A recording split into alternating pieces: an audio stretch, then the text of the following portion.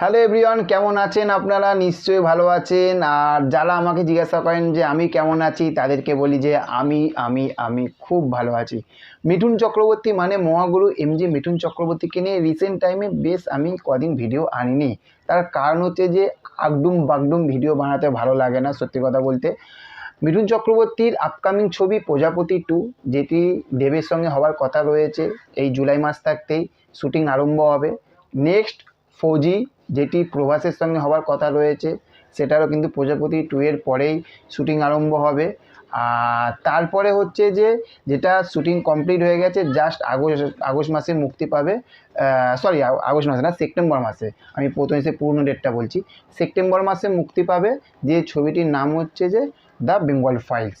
এইগুলো থাকতে কিন্তু বেশ কিছু ছোট্ট মানে ছোটোখাটো আপডেটগুলো পেয়েছি, কিন্তু আপডেটগুলো আরেকটু কনফার্ম হয়ে গেলে কথা দিচ্ছি আপনাদের জন্য ধামাকাদার আপডেট নিয়ে আসবো। কিন্তু আজকে যে বিষয়টার উপরে কথা বলবো সেইটা হচ্ছে যে বাংলা সিনেমার উপরে। দেখুন, বাংলাতে অনেকে আমরা শুনেছি বা আমরা দেখেছি, শুধু শুনেছি বললে ভুল হবে, আমরা বারবার দেখেছি রিসেন্ট টাইমে মিঠুন চক্রবর্তী বেশ বাংলা ছবিগুলো মুক্তি পাওয়ার পরে দর্শকদের দেখতে যায়নি বা একদম রিজেক্ট করে দিয়েছে, এটা না।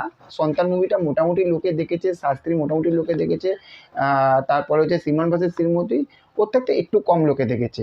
কিন্তু মিঠুন চক্রবর্তীকে আজও কিন্তু বাংলার মানুষ এই রকম ফ্যামিলি ড্রামা বা এই রকম মেসেজ এই রকম মানে এই রূপে দেখতে চায় না। মিঠুন চক্রবর্তীর বয়স যেরকমই হয়ে যাক না কেন, মানুষ কিন্তু আজও মিঠুনদাকে ওই একটা অ্যাকশান মুডে দেখতে চায়, ঠিক আছে?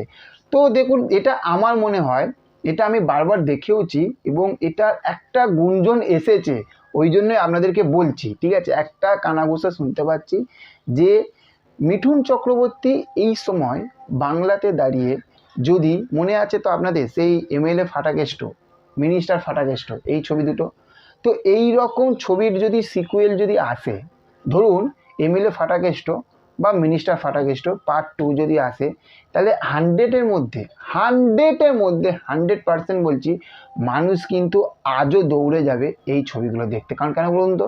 কারণ এই ছবিগুলোর মধ্যে না মানুষের আলাদা একটা টান, আলাদা একটা ভালোবাসা কিন্তু রয়ে গেছে, এবং মানুষ বারবার মানে অডিয়েন্স দর্শক বারবার চায় যে মিঠুনদা এই রকম ছবি করুক, মিঠুনদা এই রকম ছবি করুক, মিঠুনদা এই প্যান প্যানানি এই রকম ছবি চায় না দর্শক, এটা আমি বাংলাতে দেখেছি।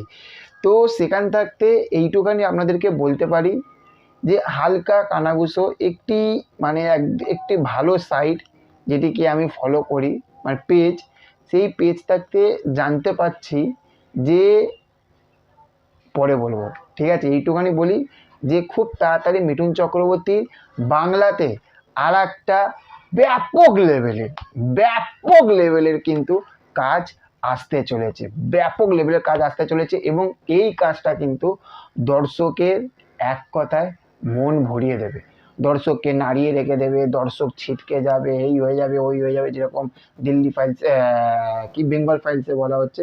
তো সেই সব বলবো না, এইটুখানি বলছি মানুষের মন ভরে যাবে যারা এইসব মিঠুনদার আগের যে বইগুলো দেখেছে বা মিঠুনদা বই সিনেমা দেখতে ভালোবাসে, ঠিক আছে? সারপ্রাইজ আসছে, আস্তে আস্তে আসছে। তো তার জন্য কি করতে হবে?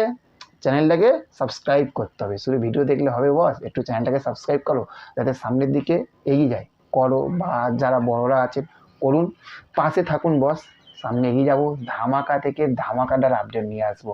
দেখা হচ্ছে পরবর্তী ভিডিওতে। ভালো থাকবেন, চ্যানেলটাকে সাবস্ক্রাইব করতে ভুলবেন না। Tata, bye bye.